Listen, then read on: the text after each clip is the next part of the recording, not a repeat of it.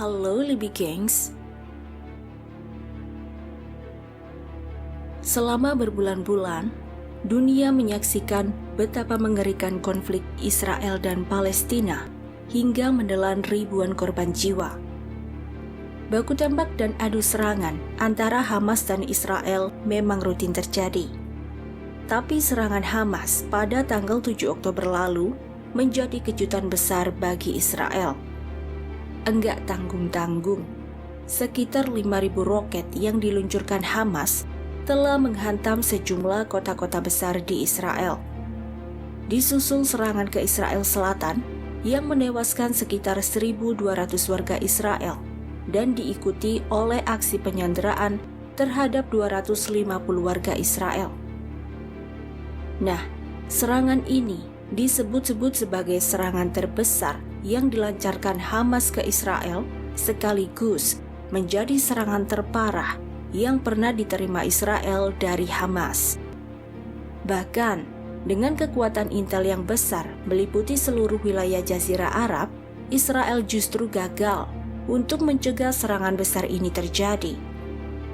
Enggak mau kalah, Israel balik membalas serangan Hamas dengan melancarkan pengeboman besar-besaran dan invasi darat yang dilancarkan 3 minggu setelah perang telah menjadikan sebagian besar wilayah Gaza menjadi reruntuhan dan menewaskan sedikitnya 21.822 orang. Nah, salah satu alasan yang membuat serangan Hamas pada tanggal 7 Oktober lalu nggak bisa ditebak dan terkoordinasi dengan baik adalah karena Hamas menggunakan terowongan bawah tanah untuk melancarkan serangan-serangannya. Ternyata, penggunaan terowongan ini bukan pertama kali digunakan. Taktik ini sudah digunakan Hamas sejak lama dan dinilai tetap efektif untuk melawan Israel hingga saat ini. Faktanya nih, terowongan di bawah jalur Gaza mulai dibangun pada tahun 1980-an setelah kota Rafah dibagi oleh perbatasan baru dalam perjanjian tahun 1979 antara Mesir dan Israel. Nah, masalahnya, setelah adanya pembatasan ketat terhadap pergerakan barang dan orang oleh Israel dan Mesir di wilayah tersebut, Hamas makin gigih memperluas terowongan untuk mendukung gerakan jihadnya. Penggunaan terowongan ini terungkap selama perlawanan Palestina pertama yang dimulai pada tahun 1987.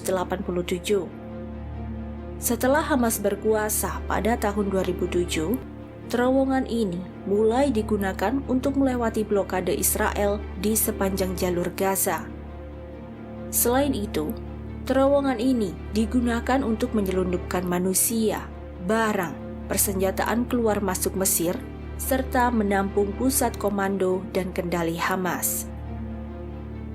Para ahli mengatakan, terowongan ini telah berkembang pesat dengan menggunakan teknologi canggih selama 2 dekade terakhir, dari listrik sampai rel kereta api. Enggak main-main, terdapat 1.300 terowongan dengan panjang mencapai lebih dari 500 km di Gaza dan membuat terowongan ini dijuluki sebagai Metro Gaza oleh Israel. Sangat mungkin terowongan ini mencakup seluruh wilayah Gaza sepanjang 250 km persegi dan terletak sekitar 30 meter di bawah tanah.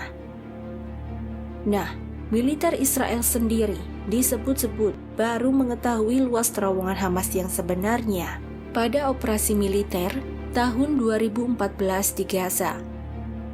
Merasa nggak terima dengan kemajuan taktik perang Hamas, pemerintah Israel mulai membangun penghalang di sepanjang perbatasan Gaza yang membentang di bawah tanah untuk mencegah terowongan tersebut mencapai sisi Israel. Gak cuma itu aja, Israel mengakui kengeriannya dalam melawan kelompok pejuang Hamas di Gaza, Palestina. Bermarkas di terowongan bawah tanah Gaza menjadi keuntungan besar bagi Hamas sehingga membuat mereka sangat sulit dilacak.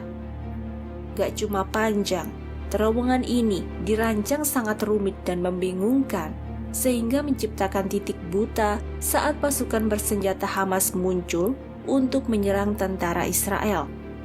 Akan sangat penting menghancurkan terowongan-terowongan tersebut jika Israel ingin membubarkan Hamas.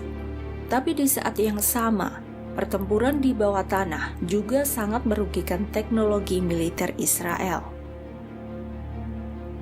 Nah, pada tanggal 30 Januari 2024, tentara Israel menyalurkan air laut yang dipompa dari Mediterania ke terowongan Hamas hingga membanjiri bagian dalamnya dengan tujuan menghancurkan jaringan bawah tanah yang digunakan oleh Hamas. Padahal, tindakan ini sangat berbahaya dan menimbulkan risiko besar bagi warga Gaza yang terkepung. Selain itu, tindakan ini juga menyebabkan kerusakan parah pada infrastruktur air dan limbah yang sudah rapuh di Gaza. Bahkan, ada risiko runtuhnya bangunan dan jalan karena meningkatnya tekanan dan infiltrasi air laut ke Gaza. Sampai saat ini, Israel terus mencari keberadaan Hamas dan meluncurkan pesawat tempurnya untuk menggempur 150 sasaran bawah tanah Hamas di Gaza Utara yang kemungkinan besar menjadi markas persembunyian Hamas.